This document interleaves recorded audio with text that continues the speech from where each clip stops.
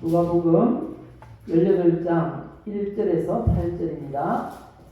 예수께서 그들에게 항상 기도하고 낙심하지 말아야 할 것을 비유로 말씀하여 이르시되 어떤 도시에 하나님을 두려워하지 않고 사람을 무시하는 한 재판장이 있는데 그 도시에 한 과부가 있어 자주 그에게 가서 내 원수에 대한 나의 원한을 풀어주소서 하되 그가 얼마 동안 듣지 아니하다가 후에 속으로 생각하되 내가 하나님을 두려워하지 않고 사람을 무시하나 이 과부가 나를 번거롭게 하니 내가 그 원한을 풀어주리라. 그렇지 않으면 늘 와서 나를 괴롭게 하리라 하였느니라. 주께서 또 이르시되 불의한 재판장이 말한 것을 들으라. 하물며 하나님께서 그 밤낮 부르짖는 택하신 자들의 원한을 풀어주지 아니하시겠느냐. 그들에게 오래 참으시겠느냐. 내가 너희에게 이르노니 속히 그 원한을 풀어주시리라. 그러나 인자가 올 때에 세상에서 믿음을 보겠느냐 하시니라.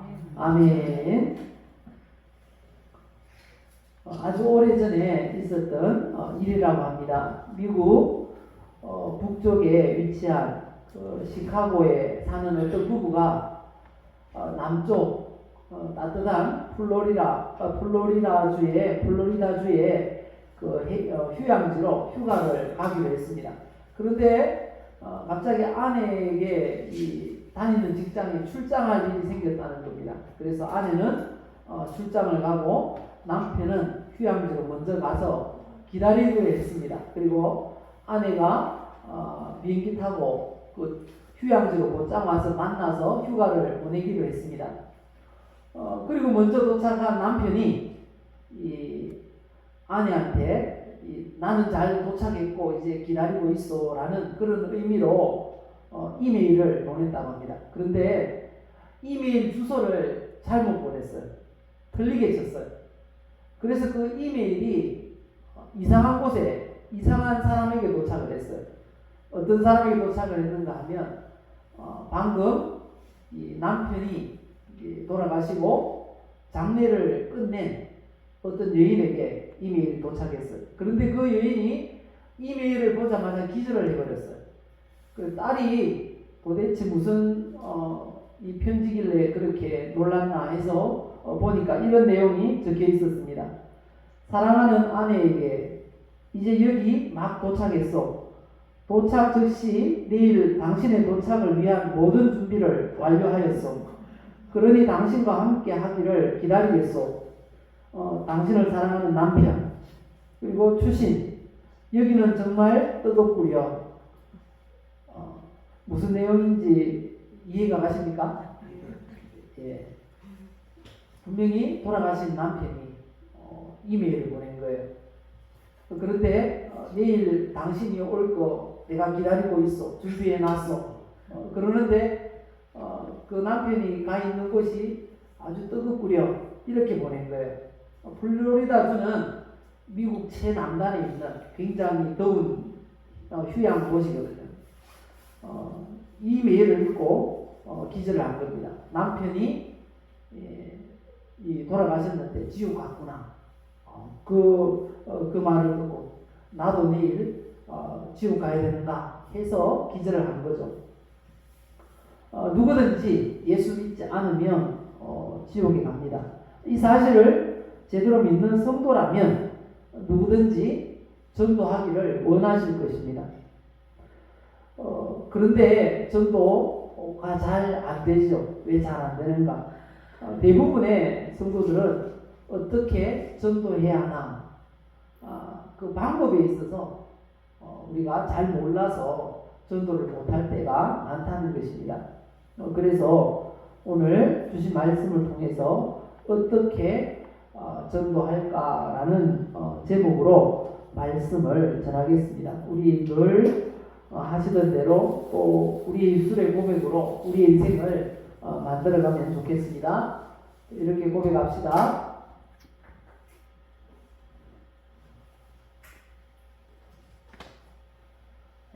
나는 하나님의 사랑을 받고 있습니다.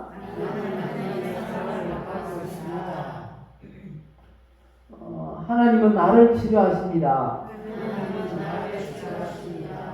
하나님은 나에게 복을 주십니다. 하나님 어떻게 전도해야 할지 알 수 있도록 도와주세요.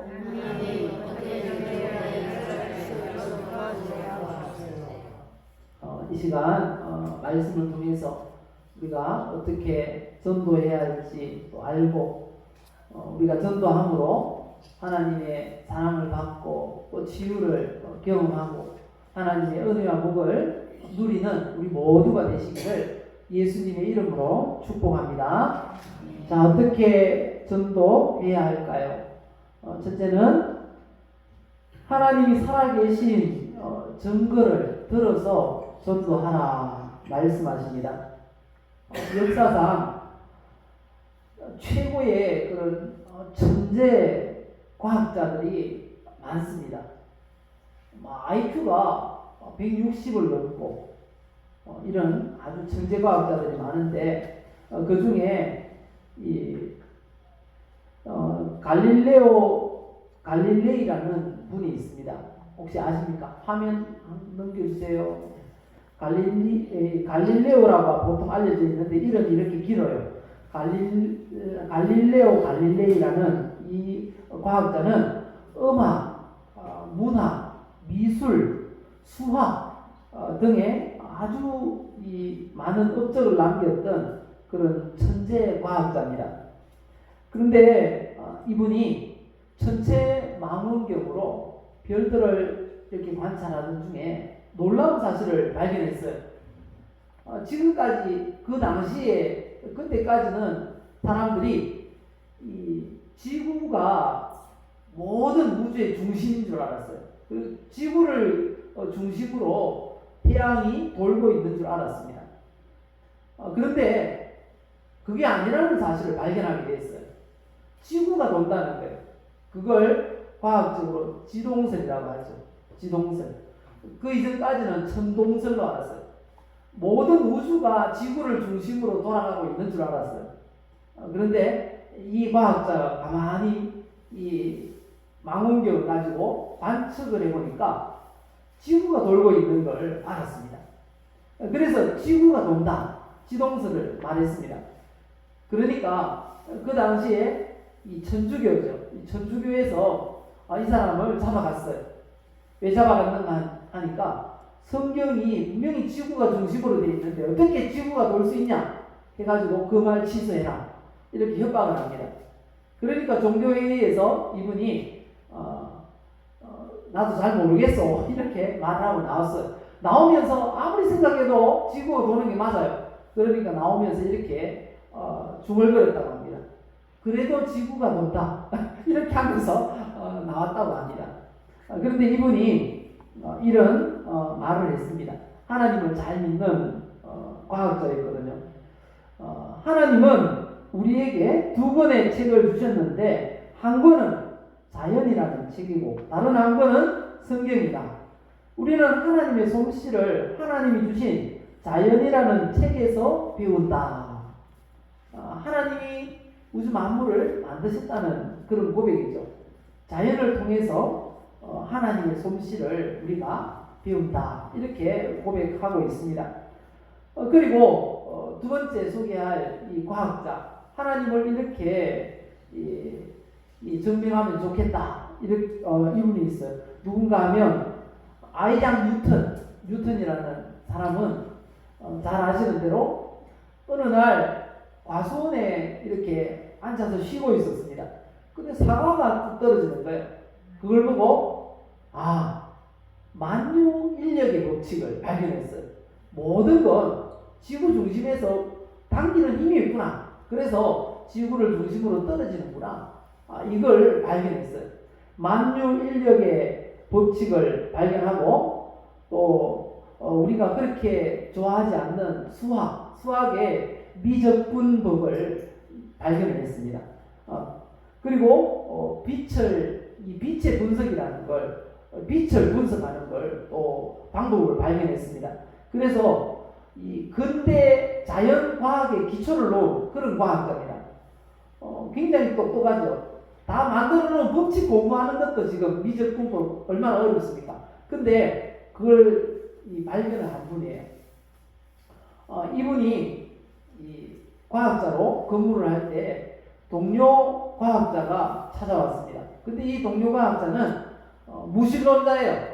하나님이 어디 있어 하는 그런 사람이고, 뉴턴은 아주 신앙이 좋았던 사람입니다. 근데 그 사람을 전도하려고 이렇게 방법을 썼다고 합니다. 이 태양계, 이 수금지와 목토 천해명이라는 이 별들을 다 만들었어요. 태양을 중심으로 만들고, 태양을 중심으로 이렇게 돌아가는 걸, 이 모형을 만들었어요. 태양계 모형을 만들어서 딱 갖다 놨습니다. 그러니까 그 예수 안 믿는 친구가 오더니 깜짝 놀라는 거예요. 와, 이거 누가 만들었어? 굉장히 정교하게 잘 만들었네. 이렇게 말하는 거죠. 그때 뉴턴이 이렇게 말했다고 합니다.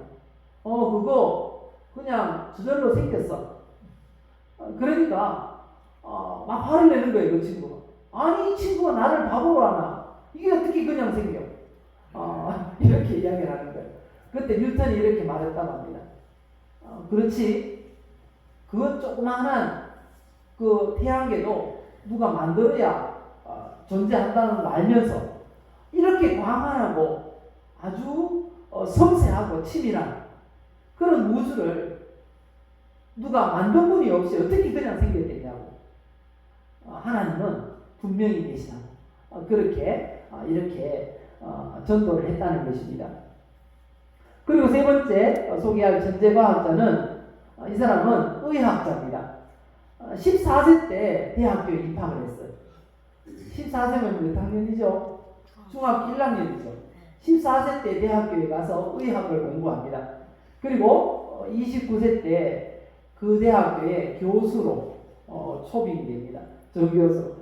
굉장히 똑똑한 아주 그런 분이에요. 근데 이분이 의학자로 굉장히 많은 업적을 남겼습니다. 이분이 외과 수술을 하는데 그 당시는 마취제가 없었어요.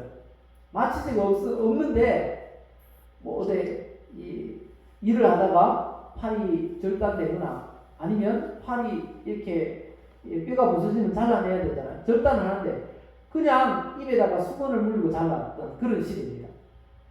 그런 수술을 하다 보니까 어떻게 하면 환자들이 고통 없이 이렇게 수술을 해주면 좋을 텐데 늘 그런 걱정을, 고민을 가지고 있었어요. 그러다 성경을 보는데 놀라운 그런 생각, 아이디어를 얻게 되었어요. 그 성경이 어딘가 하면 창세기 2장 21절입니다. 여호와 하나님이 아담을 깊이 잠들게 하시니 잠들매 그가 그 갈빗대 하나를 취하고 살로 대신 채우시고, 이런 말씀이 있는 거예요.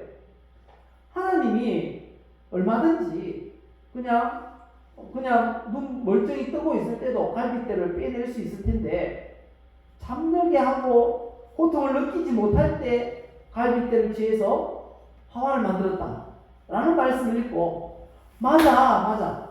사람을 깊이 잠들게 하면 고통 없이, 고통을 느끼지 못하는 사이에 수술을 할 수 있겠구나, 그 생각을 하게 되었습니다.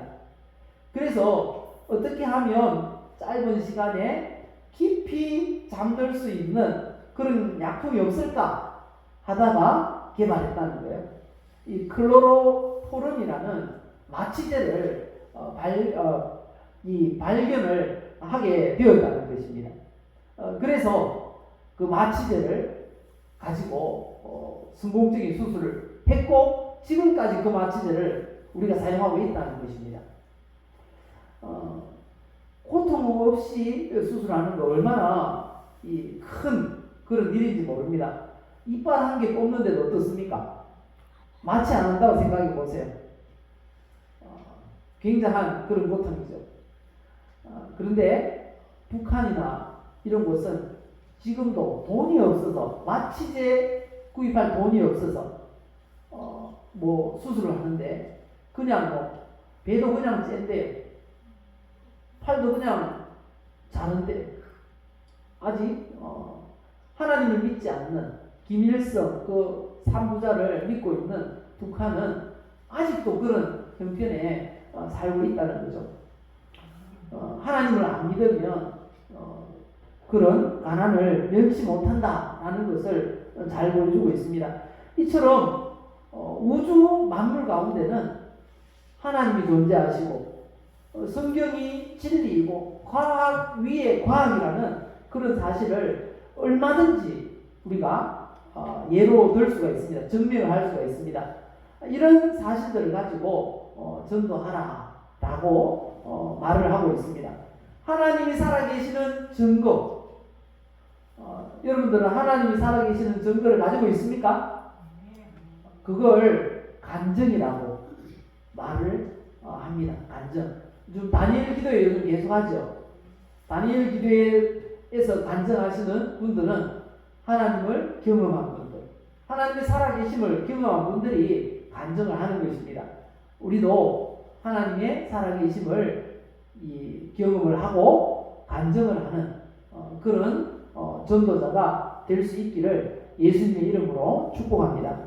그리고 두 번째, 어떻게 전도하면 될까요?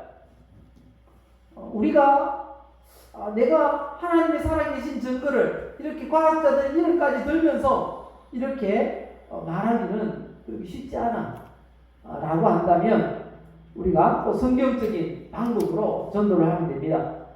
예수님이 어떻게 전도하셨을까요? 요한복음 1장 35절 이하의 말씀을 보시면 예수님이 4명의 제자를 부르신 그 기록이 있는데요. 거기 보면 세례 요한의 제자 2명이 세례 요한과 함께 서서 이야기를 나누고 있었습니다. 그때 예수님이 근처에서 지나가세요. 세례 요한이 지나가시는 예수님을 보고 이렇게 제자들에게 이야기했습니다. 보라, 하나님의 어린 양이로다. 세상 죄를 지고 가는 하나님의 어린 양이로다. 이렇게 이야기를 했어요. 그러니까 그 두 제자가 예수님을 찾아갔습니다. 예수님을 찾아갔을 때 예수님께서 그들을 이렇게 초청했어요. 요한복음 1장 39절 읽어보실까요? 예수께서 이르시되 와서 보라. 그러므로 그들이 가서 계신 데를 보고 그날 함께 거하니 때가 10시쯤 되었더라. 이후에 예수님의 제자가 되었습니다. 예수님께서 계신 곳에 와서 보라. 내가 사역하는 것 와서 보라. 예수님께서 전도 방법 와서 보라. 와보라는 것이 와서 보라. 와서 보라. 이렇게 초청을 받은 이 두 제자 안드레와 요한입니다. 안드레와 요한이 이렇게 예수님의 제자가 되었습니다. 그리고 나서 안드레는 또 그의 형제 베드로를 전도합니다. 베드로를 어떻게 전도하는가 하면요, 또 예수님께 데리고 왔습니다. 데리고 와서 예수님을 만나면 전도가 되는 거예요. 하나님의 말씀을 들으면 예수님 믿게 되는 겁니다. 예수님 앞에 데리고 오는 게 중요하다는 거죠.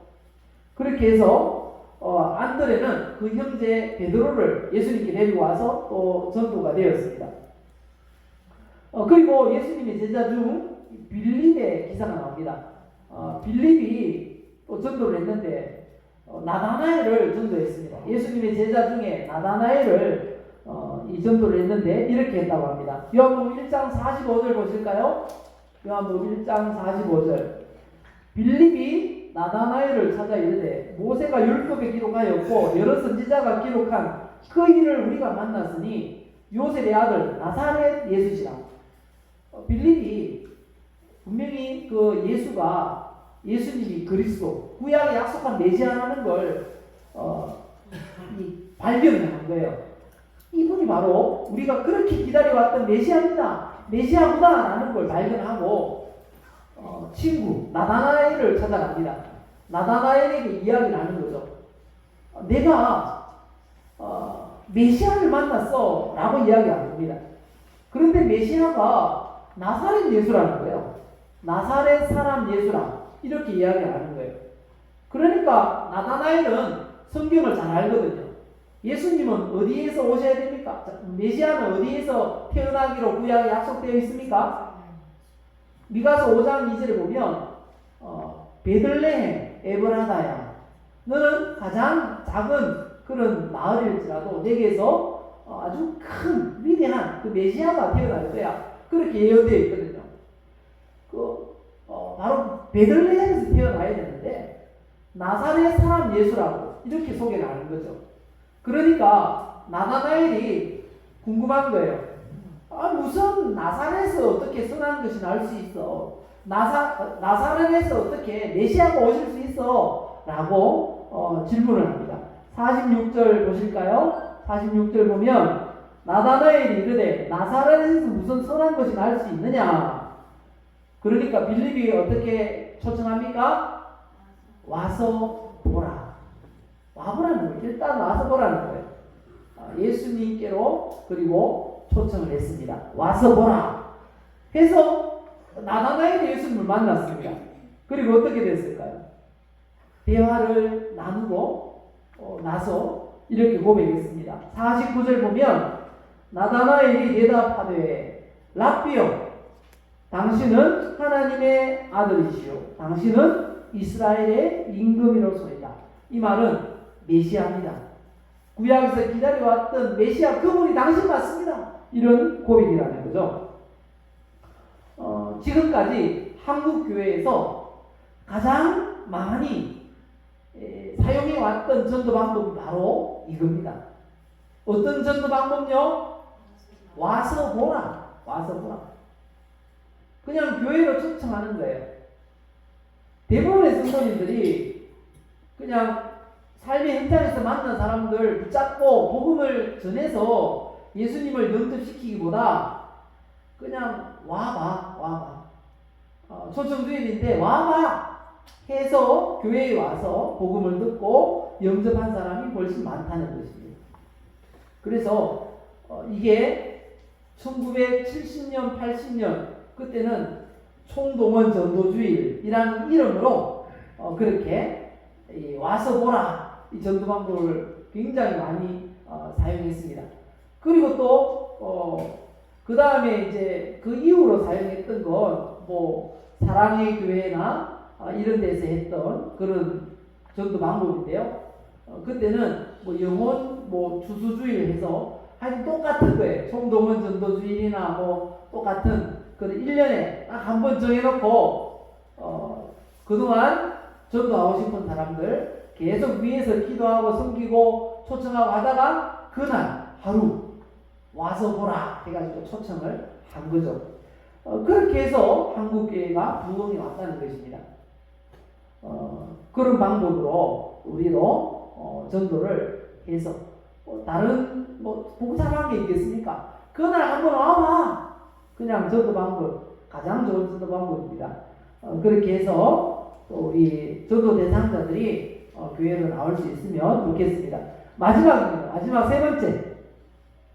그런데 이 초청해도 좀처럼 교회에 오려고 하지 않는 게 현실입니다.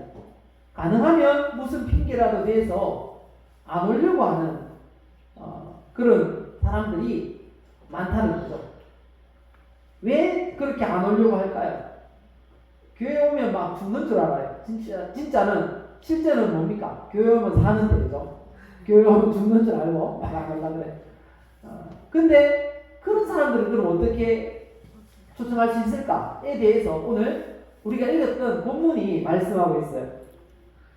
뭐라고 하십니까? 1절 보실까요? 1절 보시면 예수께서 그들에게 항상 기도하고 낙심하지 말아야 할 것을 비유로 말씀하여 이르시되 이렇게 말합니다. 오늘 이 말씀을 통해서 이 세 번째 어떻게 초청할 수 있는가? 어떻게 초청할 수 있는가? 세 번째는 이렇게 초청하면 된답니다. 자, 세 번째 넘겨주세요. 예, 읽어보실까요? 오케이 할 때까지 자주 찾아가라. 예. 이제 두 손 두 발 다 들고 너무 귀찮아가지고 그래 갈게 한번 가줄게 한번 가주면 되지 이렇게 나올 때까지 찾아가라는 거예요. 누가복음 오늘 읽었던 본문 1절을 보면 이게 기도에 관한 그런 기도에 대한 말씀 아닙니까? 이렇게 의문을 가질 수가 있겠는데요. 아닙니다. 더 놀라운 영적인 비밀이 여기에 숨겨져 있습니다. 기도에 대한 기도 응답에 대한 그런 비밀을 뿐만 아니고 영적인 그런 비밀을 제자들에게 알려주기 위해서 하신 말씀인 것입니다. 이건 비유입니다. 비유. 예수께서 비유로 말씀하셨는데 2절부터 보시면요. 이 비유를 교훈을 주기 위해서 두 사람을 등장시킵니다. 한 사람은 어떤 사람입니까? 2절 보면 재판장, 한 재판장. 요즘도 재판장 하면은 굉장히 이 최고의 직업이죠. 권위가 있고 그냥 망치 한번 두드리면 결론이 납니다. 뭐 10년 징역 땅 하면 그냥 10년 감옥에 살아야 돼요. 그만큼 권세가 있던 사람인데 여기에 등장하는 재판장 어떤 재판장인가 하면요. 앞에 보시면 하나님을 두려워하지 않고 사람을 무시하는 재판장이에요. 그래서 세상에 불의한 재판장, 권력의 상징이 재판장이거든요. 세상에 아주 불의한 재판장을 등장시키고 있습니다. 세상에 불의한 권력자, 어떤 말을 해도 듣지 않을 것 같은 사람, 전혀 도움이 필요하지 않을 것 같은 사람, 그런 사람이 바로 이 재판장입니다. 그런데 또 이 재판장과는 아주 거리가 멀어 보이는 또 극과 극에 있는 한 사람을 등장시킵니다. 어떤 사람입니까? 3절 보시면 한 과부라고 소개하고 있습니다. 이 당시에는 이 과부라는 이런 사람들은 이 가난하고 힘없고 그런 분들을 그냥 상징했다는 거죠. 그런데 왜 이 두 사람을 등장시키는가 하면요, 마치 그런 것 같아요. 이 불의한 재판장은 우리의 전도 대상자들 같아요. 찔러도 피 한 방울 안 나올 것 같고 무슨 말을 해도 듣지 않을 것 같은 견고한 선과 같은 우리 전도 대상자들과 아주 비슷한 그런 모습을 하고 있습니다. 그리고 어떤 사람의 도움도 필요하지 않다라고 말하는 그런 사람들 같아 보입니다. 그런데 여기서 소개하는 이 과부는 마치 우리 같아요. 힘없는. 그런데 그 불의한 재판장과 같은 전도 대상자를 전도하려고 애쓰는 그런 사람들 같아 보입니다. 그래서 절대 그 재판장의 마음을 움직이게 할 수 없을 것 같아요. 여기까지 볼 때는.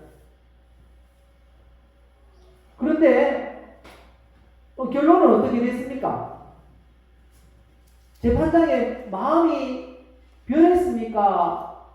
바뀌었습니까? 바뀌지 않았습니까? 예, 바뀌었어요.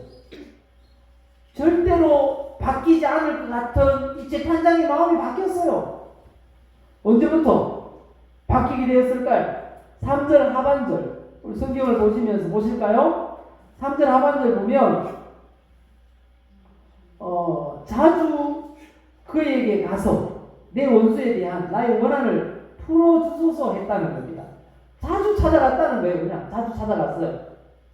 자주 찾아가는 동안도 이 사회적 약자, 이 여인은 재판장의 마음이 변할지 변하지 않을지 알 수가 없었어요.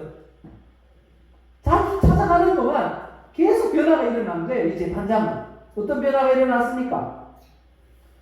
4절 보실까요? 그가 얼마 동안 듣지 아니하다가 얼마 동안은 마음이 변하지 않았습니다. 그런데 어떻게 됐습니까? 후에 생각이 바뀌기 시작합니다.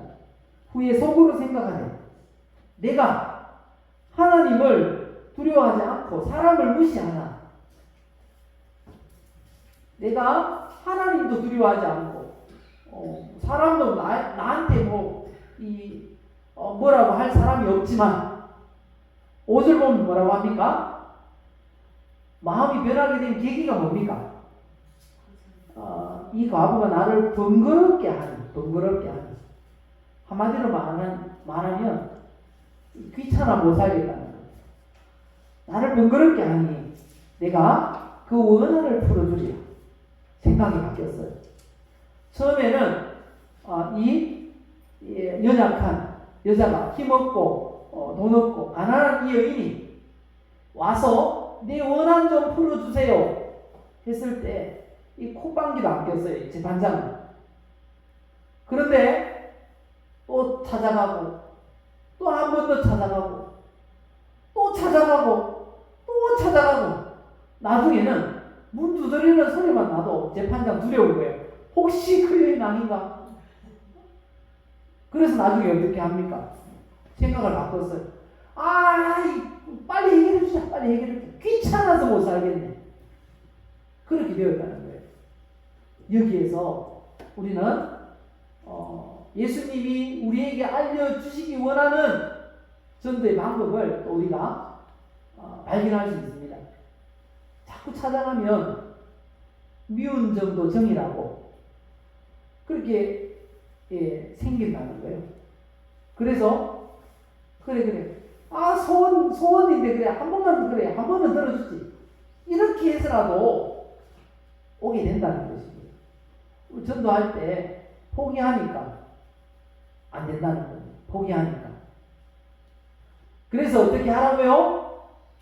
오케이 할 때까지 찾아가라는 거예요. 자주 찾아가라. 자주 이야기하라는 것입니다. 자꾸 이야기하다 보면 처음에는 농담으로 여기다가 나중에는 뭐가 있는 것 같다. 그래 저렇게 데리고 가려고 하지 말아요. 이렇게 된다는 것입니다. 그렇게 해서라도 우리가 아직 한 주가 남았습니다. 한 주가 남았는데요. 부지런히 찾아가시기 바랍니다. 그래서 이 한 주간은 이 작정 전도 주간 이렇게 마음이 생각했으면 좋겠어요. 이번 한 주간은 초청하려고 하는 사람들 꼭 한 번 이상은 만나리라 하고 초청장 아직도 많이 있네요. 가지고 가서 초청장 전하면서 이날 무슨 일이 있어도 꼭 오시라고 그렇게 이야기하시라는 것입니다. 그렇게 해서 최선을 다했는데도 안 오시면 뭐 어쩌겠습니까? 가서 뭐 멱살을 잡고 끌고 오겠습니까? 어쩌겠습니까?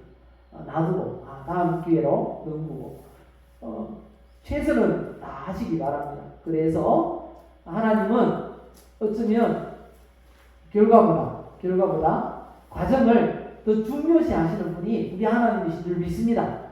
그래서 그 과정 동안에 최선을 다해서 우리의 최선을 보여서 영혼 구원하는 일에 그건 하나님의 일이에요. 오고 안 오는 건 결과는 하나님께 맡기고 우리는 그냥 단지 최선을 다할 뿐입니다. 그렇게 해서 하나님께서 좋은 결과를 주실 수 있기를 그래서 우리는 영혼 구원의 기쁨을 그리고 하나님께는 영광을 돌려드릴 수 있는 그런 복된 초청주의를 맞이할 수 있기를 예수님의 이름으로 축복합니다.